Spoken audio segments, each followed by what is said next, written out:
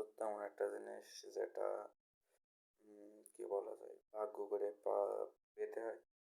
আর মানে বহু পরিচিত মানুষও অনেক সময় বন্ধু হতে পারে না, কিন্তু অল্প পরিচিত মানুষ অনেক সময় বন্ধু হয়ে যায়।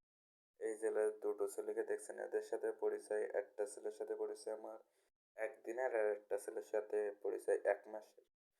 কিন্তু তারা আমাকে নিজের ভাইয়ের মতন স্নেহ করে, যত্ন করে, ভালোবাসে। আমিও এবং তাদেরকে সেই পরিমাণেই স্নেহ করি, শ্রদ্ধা করি, ভালোবাসি। আর আমি চাই আমাদের বন্ধুত্ব যেন সারা জীবন টিকে থাকুক। ভাই।